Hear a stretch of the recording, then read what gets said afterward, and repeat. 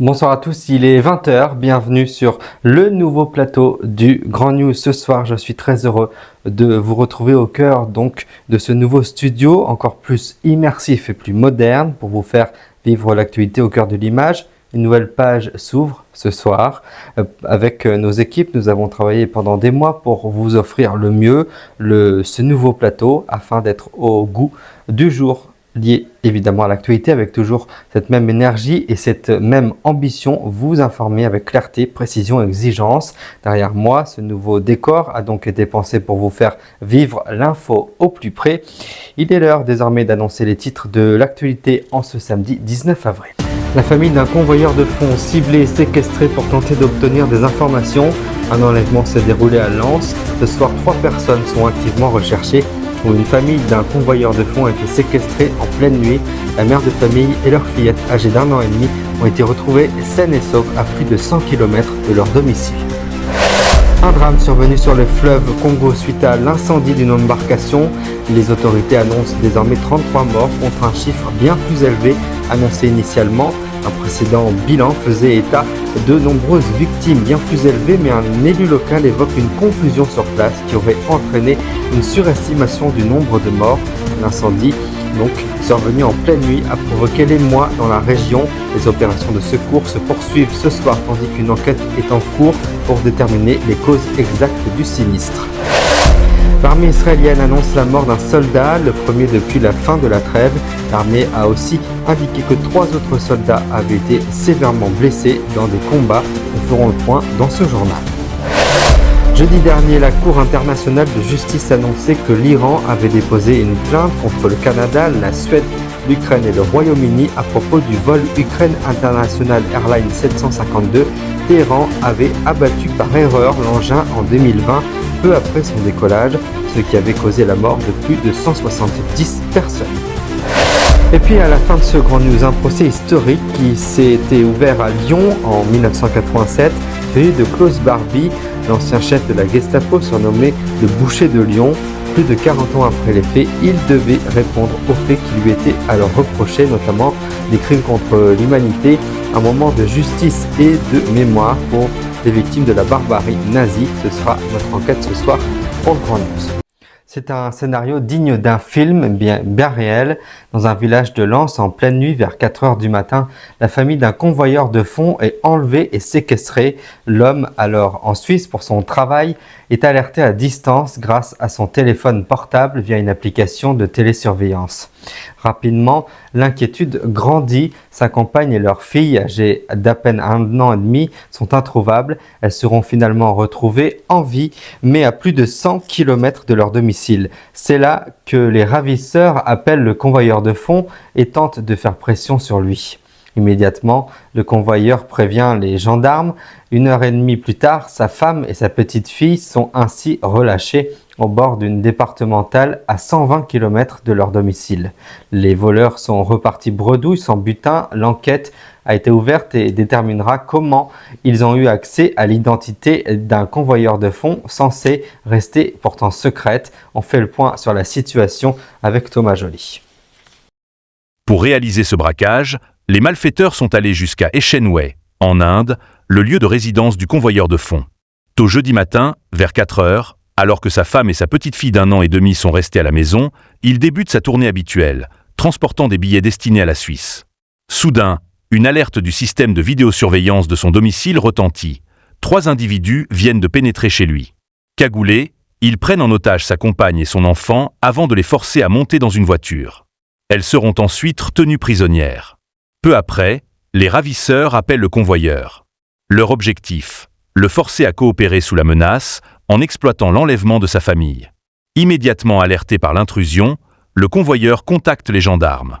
Une course contre la montre s'engage. 1 h 30 plus tard, sa compagne et leur fille de 18 mois sont retrouvées, saines et sauves, abandonnées au bord d'une route départementale, près de la Pérouse. Elles se trouvent alors à plus de 120 km de leur domicile. À Échanvay, la stupeur est générale. Le calme habituel du village a été violemment perturbé par cet enlèvement aux méthodes glaçantes.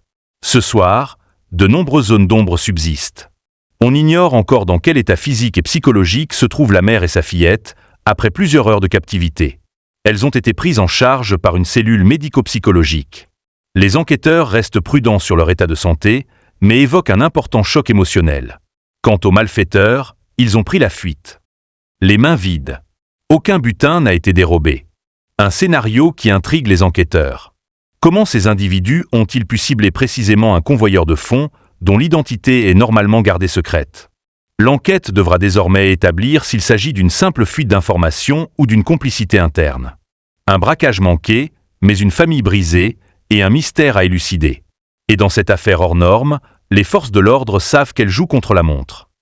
En République démocratique du Congo, un drame s'est noué cette semaine sur le fleuve Congo, dans la région nord-ouest du pays. Un incendie survenu à bord d'une embarcation en début de semaine a coûté la vie à au moins 33 personnes, selon un premier bilan officiel communiqué ce samedi par le maire de la ville, la principale ville située dans cette zone fluviale. Selon les autorités locales, ce sinistre a également fait près de 200 rescapés, parmi lesquels 22 personnes grièvement brûlées ont dû être prises en charge en urgence dans l'hôpital de Wangata. Toujours selon le maire, Yves Ballot, sur les 33 victimes recensées à ce stade, 29 ont déjà été inhumés, tandis que 4 corps demeure encore à la morgue en attente de l'identification ou de formalités funéraires.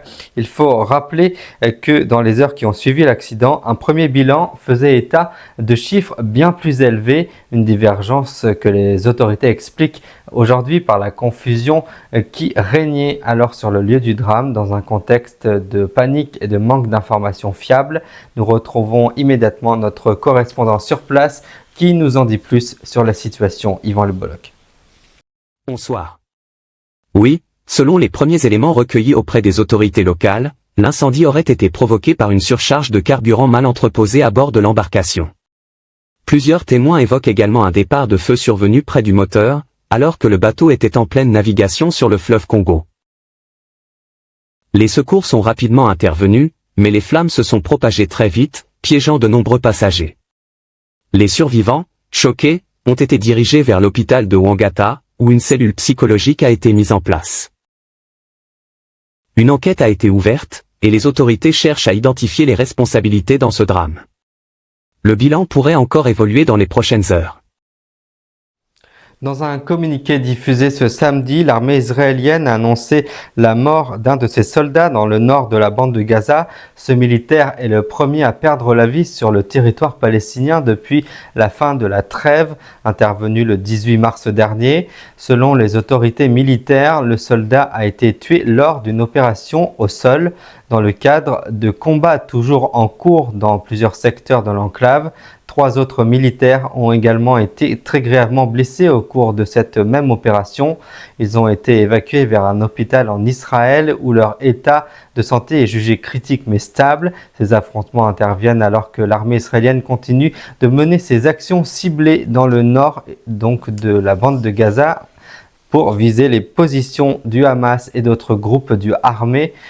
Depuis la fin de la trêve, les tensions n'ont cessé d'intensifier donc dans la région avec des bombardements réguliers, les incursions terrestres et un bilan humain qui continue de s'alourdir des deux côtés. La mort de ce soldat marque une nouvelle étape donc dans cette reprise des hostilités et ravive l'inquiétude dans un conflit donc dont la perspective semble encore très lointaine. C'est un nouvel épisode judiciaire dans l'affaire Ukraine internationale 752, tragiquement abattu en janvier 2020. Ce jeudi, l'Iran a officiellement déposé une plainte devant la Cour internationale de la justice contre 4 pays, le Canada, la Suisse, le Royaume-Uni et l'Ukraine. C'est ce qu'a en tout cas annoncé l'agence France Presse au cœur de ce litige. La responsabilité de l'Iran survenue le 8 janvier 2020 lorsque l'avion qui reliait Téhéran à Kiev a été abattu par la défense antiaérienne iranienne.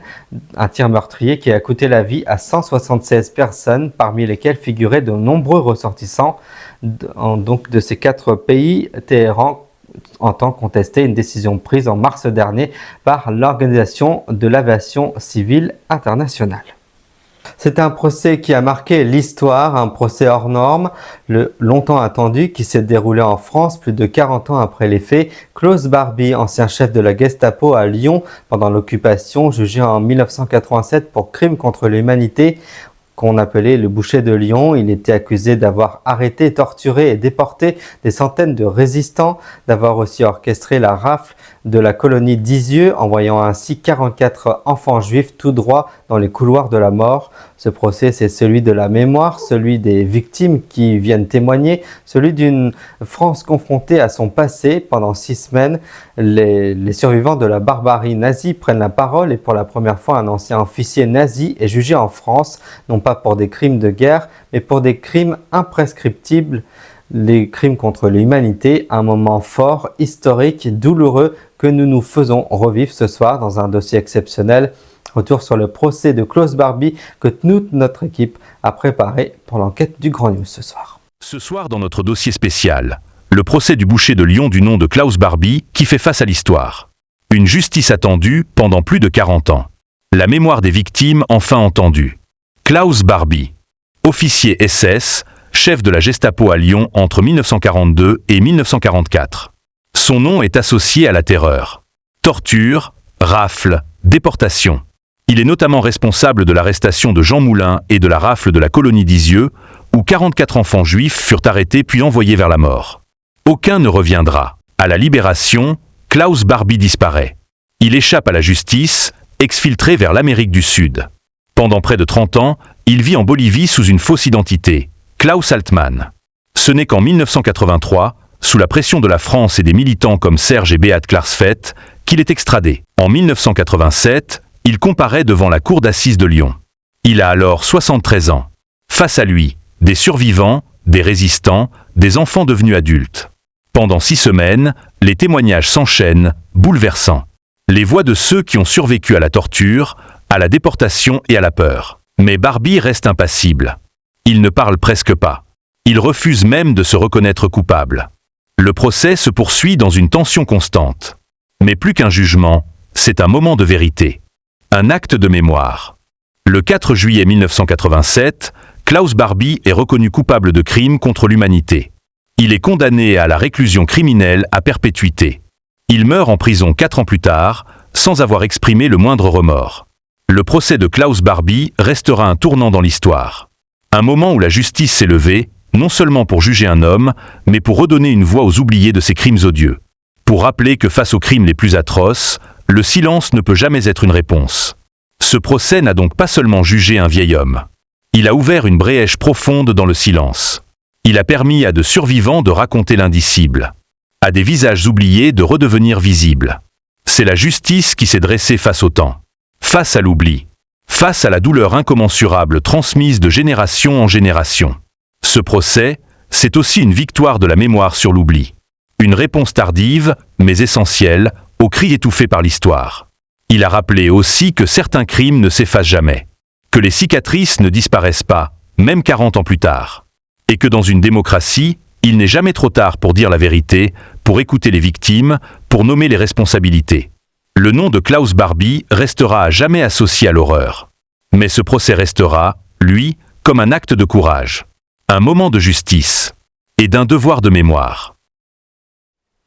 Et nous venons de l'apprendre, les hommes armés ont tué au moins 56 personnes dans la nuit de jeudi à vendredi dans les Dapes de Benue, dans le centre du Nigeria, a déclaré ce samedi un responsable du bureau du gouverneur, revisitant ainsi un précédent bilan de 17 morts.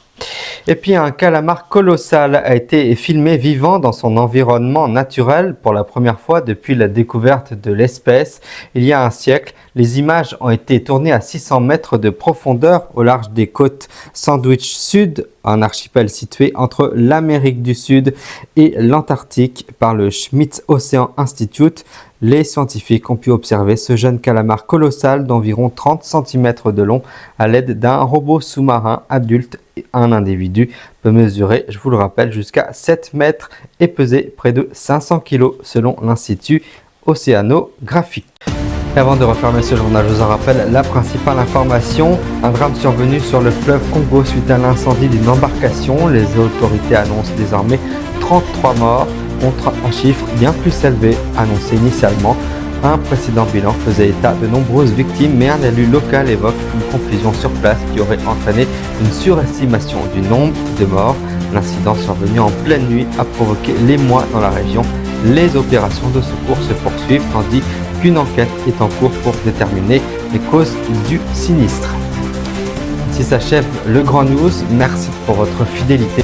J'ai été très fier et très heureux de vous avoir retrouvé dans cette nouvelle formule du Grand News avec un nouveau plateau et un nouveau générique.